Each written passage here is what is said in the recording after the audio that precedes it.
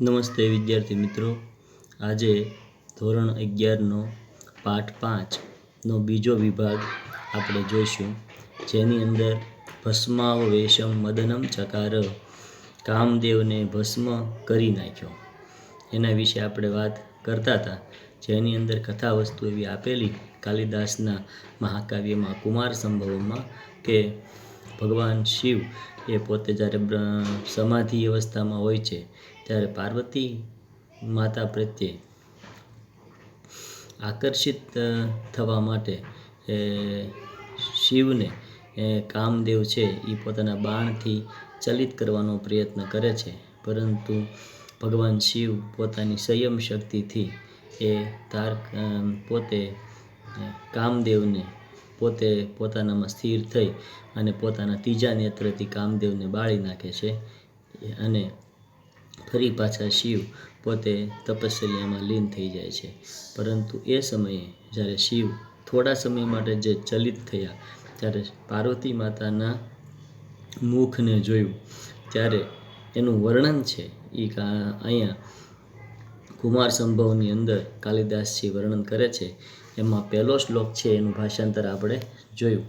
આ પાઠની અંદર અન્વય સાથે શ્લોક આપેલા છે, એટલે પહેલો શ્લોક છે એનું ગુજરાતી એવું થાય છે કે અથ ગૌરી તપસ્વીને ગિરિશાય તામ્ર રૂચામ કરેણ ભાનુમત્તઃ મયુખે વિશોષિતામ મંદાકિની પુષ્કર બીજમાલામ ઉપનિન્યે. પછી પાર્વતીએ તાંબા જેવી કાંતિવાળા લાલ હાથ વડે સૂર્યના કિરણોથી સૂકવાયેલી ગંગા નદીના કમળોના બીજ એટલે કે કમળ કાકડીની માળા તપસ્વી તપશ્ચર્યામાંથી જાગેલા મહાદેવ શંકરને અર્પણ કરી. બીજો શ્લોક છે એનું ગુજરાતી પણ આપણે જોયેલું, ફરી વખત રિવિઝન જોઈ લઈએ. ત્રિલોચન પ્રણયિત્વાન ત્વામ પ્રતિગૃહીતુમ ઉપચક્રમે ચ પુષ્પધન્વાચ ધનુષી સંમોહનમ નામ અમોઘમ બાણમ સમતઃ. ત્રિનેત્રધારી શંકર ભક્તવત્સલ હોવાને લીધે પાર્વતીએ આપેલી તે માળાને ગ્રહણ કરવા માટે જ્યારે તૈયાર થયા તે સમયે જ કામદેવે સંમોહન નામનું ક્યારેય નિષ્ફળ ન જાય તેવું અમોઘ બાણ ધનુષ્ય ઉપર ચડાવ્યું.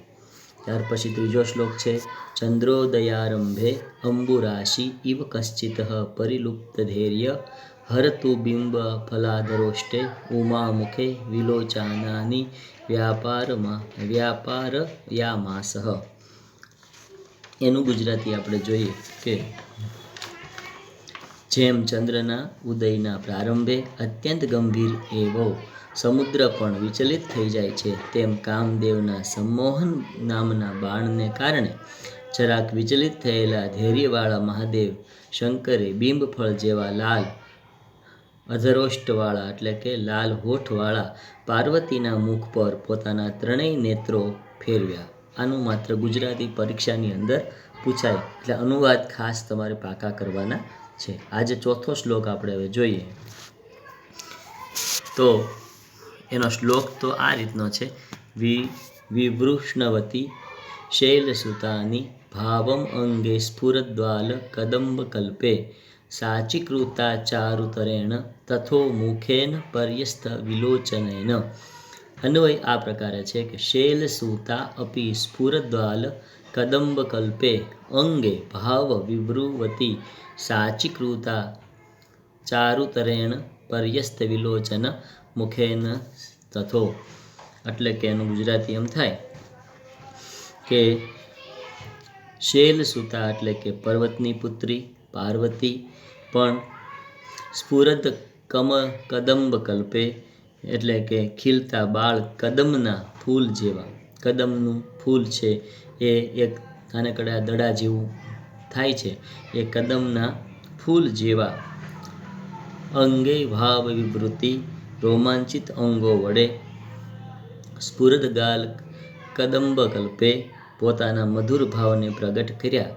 સાચીકૃતા ચારિતરેણ તથો એટલે કે લજ્જાથી ઢળેલા ચંચળ નેત્રવાળા અને મુખેન પર્યસ્ત વિલોચનેન વધારે સુંદર લાગતા મુખને બાજુએ ફેરવીને ઊભી રહે.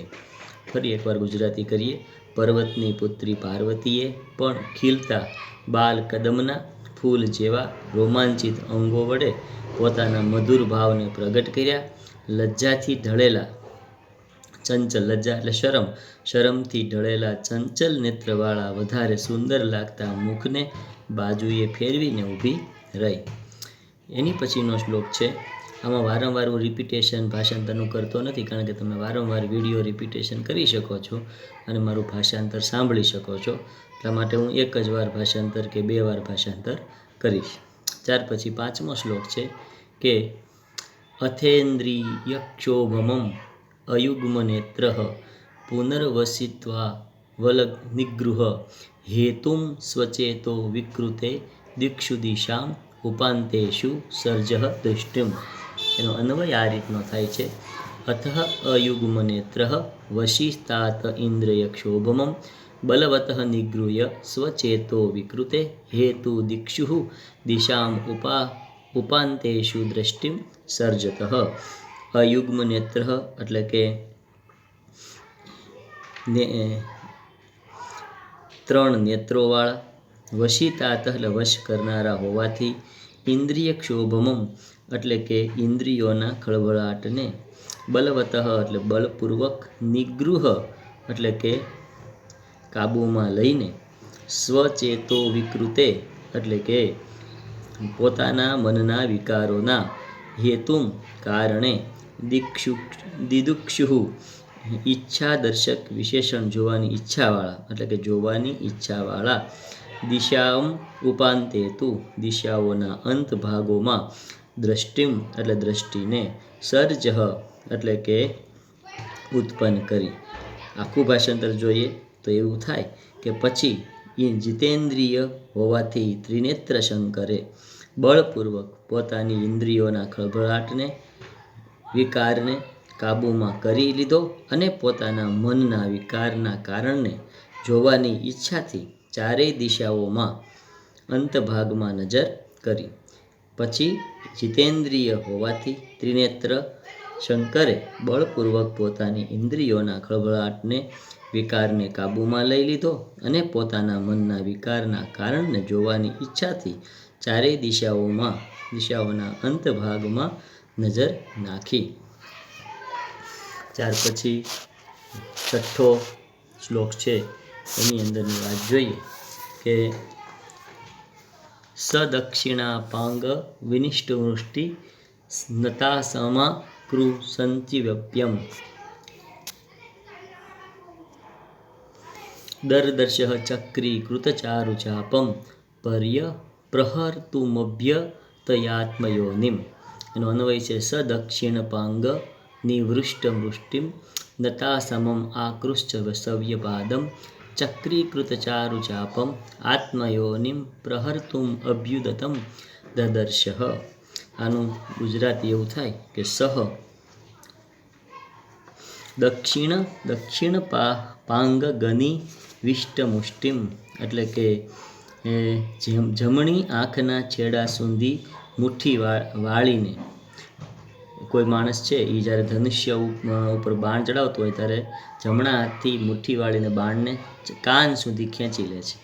તો જમણી આંખના છેડા સુધી મુઠ્ઠી વાળેલાને, નતા સમમ એટલે કે નમી ગયેલા ખભાવાળાને, આકૃંચિત સમવ્યાપ્ય પાદમ એટલે કે વાંકા વળેલા ડાબા પગને, ચક્રીકૃત ચારુચાપમ એટલે કે સુંદર ધનુષ્યને ગોળાકાર કરનારને, આત્મયોનિમ એટલે કે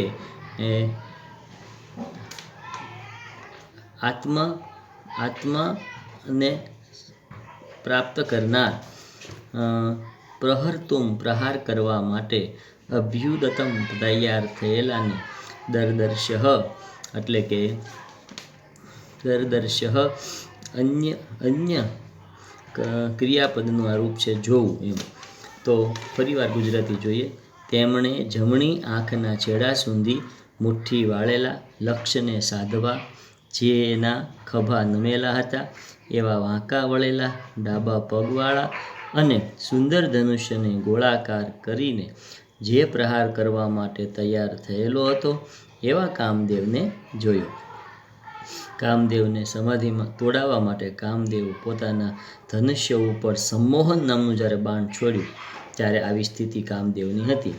તો ફરીવાર ગુજરાતી જોઈએ. તેમણે જમણી આંખના છેડા સુધી મુઠ્ઠી વાળેલા લક્ષ્યને સાધવા, જેના ખભા નમેલા હતા એવા વાંકા વળેલા ડાબા પગવાળા અને સુંદર ધનુષ્યને ગોળાકાર ચક્રાકાર કરીને જે પ્રહાર કરવા માટે તૈયાર થયેલો હતો એવા કામદેવને જોયો. ત્યાર પછી 7મો શ્લોક છે. એની અંદર એવી વાત આપી છે કે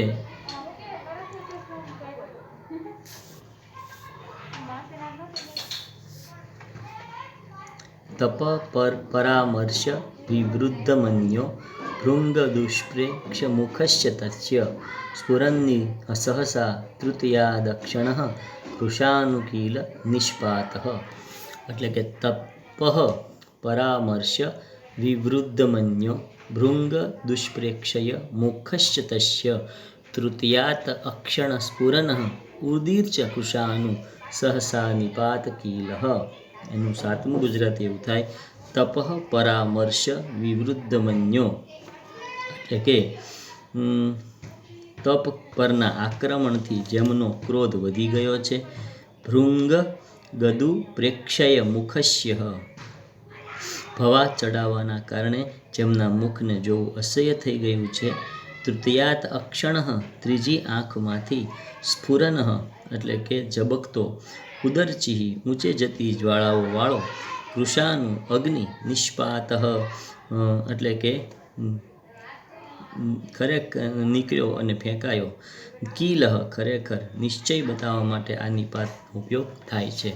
તો ગુજરાતી થાય છે, પોતાના તપ પરના આક્રમણથી જેમનો ક્રોધ વધી ગયો છે એવા ભવા ચડાવવાને કારણે જેમના મુખને જોવું અસહ્ય થઈ ગયું છે એવા તેમની શંકરની, એટલે કે ભગવાન શંકરની ત્રીજી આંખમાંથી ઊંચે જતી જ્વાળાઓ વાળો અગ્નિ એકાએક ખરેખર બહાર નીકળ્યો. આવી ગુજરાતી એનું થાય છે. હવે શ્લોક નંબર 8. તો 8મા શ્લોકમાં એવી વાત કરેલી છે, ક્રોધ પ્રભો સહરેતિ યાવદ ગિરિખે મારુતામ ચરંતી તાવત વન્હી નેત્રજન્મા ભસ્માવેશમ મદનમ ચકાર. હે પ્રભો, ક્રોધ સંહર ઇતિ મરુતામ ગિરિ ખે યાવત ચરતી તાવત ભવ નેત્રજન્મા સ વન્હી મદનમ ભસ્માવેશ ચકાર.